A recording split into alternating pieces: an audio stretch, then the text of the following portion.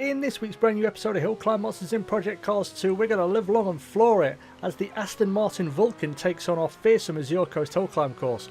With over 800 brake horsepower at its disposal, can this track day monster warp its way into the top of the leaderboards?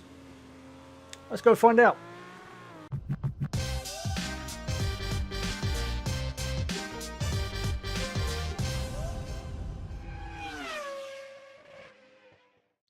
What's going on, guys? My name's Martinio and welcome back to Project Cars 2 and a brand new episode of Hill Climb Monsters. And this week's challenge, as you can see, is the Aston Martin Vulcan. And the reason I went for this car this week is purely down to the fact that it was on my list. I've been looking forward to driving this. I've been slowly just counting down to the time I get to drive it, because I haven't actually driven it in this game yet.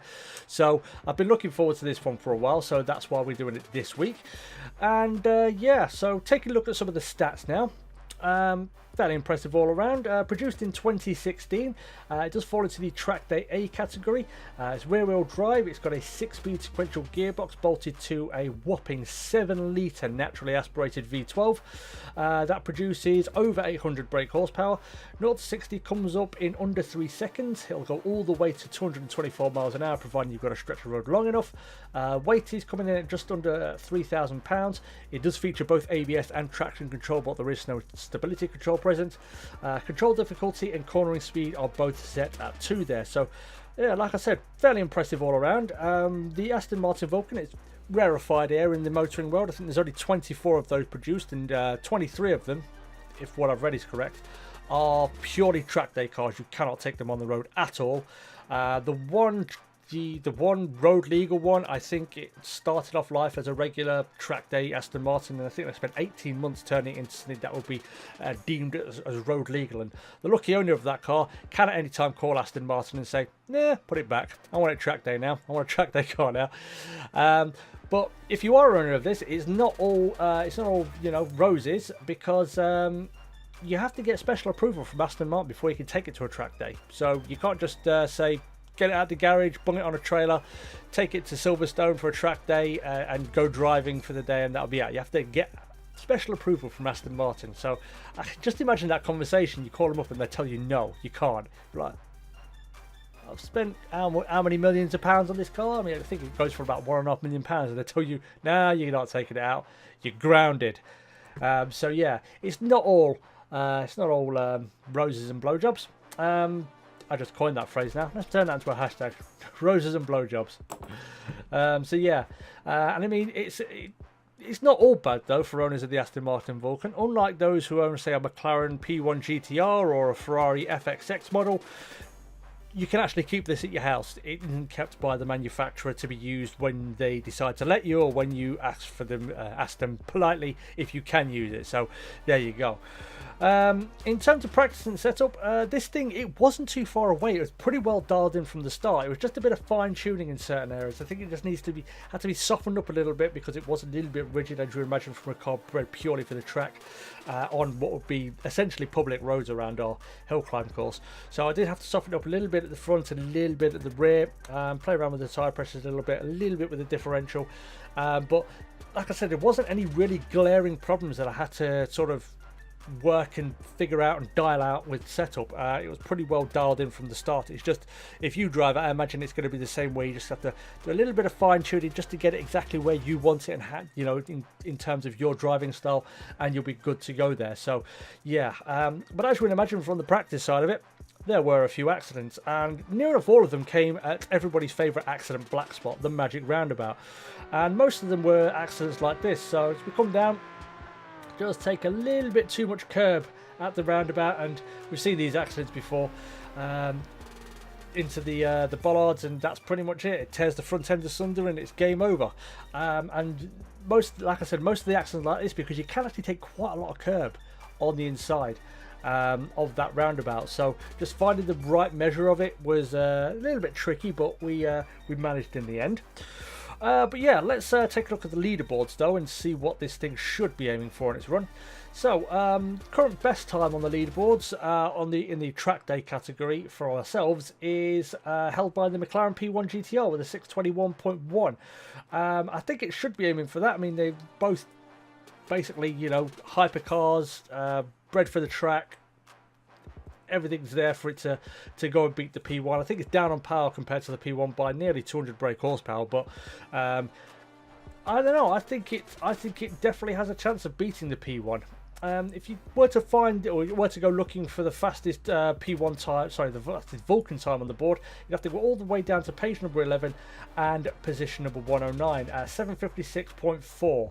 So yeah, I mean, I'm not going to say this is indicative of where it should be, purely because we know how the leaderboards on Project Cars work. If you set a time in the track day A category, you put it on the first page, anything that falls below it will not get a place on the leaderboard. So yeah, that's more than likely the case, where someone's set a time in a Vulcan and then just gone faster in something else. Even if it's just a few seconds faster, the Vulcan disappears from the leaderboard. In terms of our leaderboards, I definitely reckon it should be in for page number 1 there. I mean, the McLaren P1 GTR again is in 5th on our leaderboards with that 621.1. I think it should be trying to beat that, but in the very least, I think it should be beating the Ferrari FXXK that we did a few weeks back with that 633 dead in 10th position there. So plenty for it to aim for, I'd say. Whether it can do it, I'm not sure, but that's what we're going to go and find out now. So let's head down to the track and let's see how the Aston Martin Vulcan gets on its best run. Okay then guys, here we go. Aston Martin Vulcan on our Azure Coast hill climb course, and as we fly down to this first corner, I couldn't take it as quick as I initially thought I would be able to, if I'm honest with you. I thought I could maybe go a little bit quicker.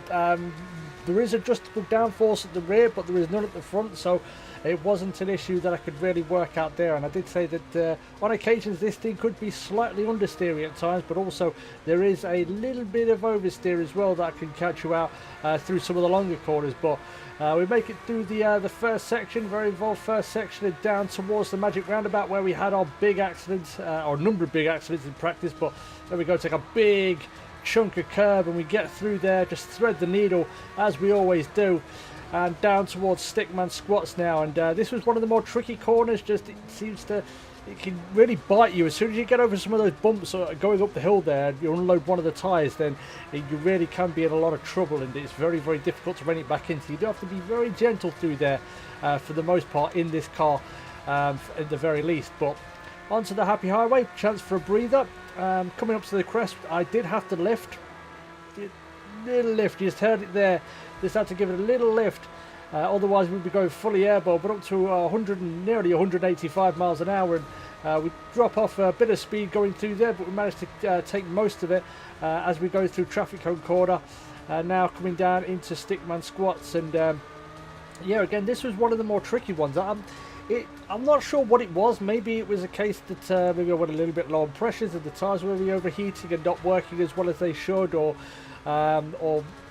maybe it just doesn't have enough aerodynamic gripping at times. But sometimes just through some of the longer corners, we'll see it as we go a bit further down the run, it just tends to want to try and bite you through some of the longer corners, even through some of the shorter ones as well. But coming through Ice Cream Cove now, get it down to the second for this corner. It's a very tricky corner, that one. It's sharper than it looks, but not as sharp as it. It's not as sharp as it sometimes feels, if that makes any sense at all. It's a very, very weird corner, weird angle. But coming now down into what will be the entrance of Captain Slow Corner, named after James May, down to 27 miles an hour to get through there before we get back on the power and up the hill towards what will be the end of sector number 1. And I can tell you it is a little bit down on the McLaren P1 at this point, but whether we can claw it back through the final 2 sectors, I'm not too sure. But we're going to find out as we enter into Silver Spoon Village now. And again, we have to be a little bit careful through there. The braking going up the hill into the entrance of it is all important, and through McDanger Curve and down onto Outrun now. Again, just have to feather the throttle ever so slightly, because I'm not sure what that rear end is going to do through some of these lighter, longer corners. But through that, we'll follow through there and into Fraggle Rock Corner. You're going to see there he goes, that little snap of oversteer. I have to give it a quick shunt of counter steer just to get that rear end back where I want it. As we come down this near enough flat out for the most part, curve straight into Bridge Corner. You see a lock up the wheels there. You just heard it. We run a little bit wide, and maybe could have come down a gear into that one, but nonetheless, we move on to the Monga Hill Complex now, and again, this was it was a tricky area. It wasn't too bad through here, to be honest with you. I was worried because this car will, if given half a chance, it will pitch up fully nose up through some of these crests, and this is where you're going to get quite a bit of air during the run itself. But it wasn't too bad through here, through the corners especially. It almost hit that wall on the outside and end the run prematurely, but yeah, through the corners for the most part it was very good and very planted. Again, the braking it's good for the most part, but I do think that at certain points maybe I was feeling the brake just fade ever so slightly. I'm not sure what it was. The braking performance tended to tail off quite significantly in certain areas at certain braking points. But through Mirage 1 and into Mirage 2, wide entry, and again, get the power down nice and early. Coming down onto the pogo stick straight now. That's an area where you do have to be a little bit careful. You're just going to hear a little bit there, almost going fully nose up into that one there, and down into second. Didn't get the right entrance there for that one. I think I came in a little bit too narrow, but we make it through okay. And again, a little bit of wobble there as we're getting on the power, but we make it through there okay, and we've lost minimal time at this point. But now we move on to the Great Ocean Highway, and coming down to the section where I think this car and a lot of cars will excel, purely because it's just these beautiful sort of ever so slightly cambered sweeping corners, and coming into what was just there, the end of sector number 2. And again, we're down a little bit on the McLaren P1, so whether we can claw it back through this section, I'm not sure, but if it's going to be any section where we're going to gain time, it's going to be through here, because I think this is where the car is going to be in its element and feel most at home. As we come on to the viaduct straight now, take a little bit of curb on the outside. Don't want to take too much because you can invalidate the run by going too wide there, even if you don't touch the wall. And now through these corners here, and it was a little bit tricky through some of these ones. Deception especially caught me out on a couple of occasions with this one. You're going to see here, don't quite get the entrance, so initial turning sometimes you just don't have it. So maybe some adjustability in terms of the front wings would maybe alleviate that to give you maybe a little bit more downforce. I did adjust the ride heights and the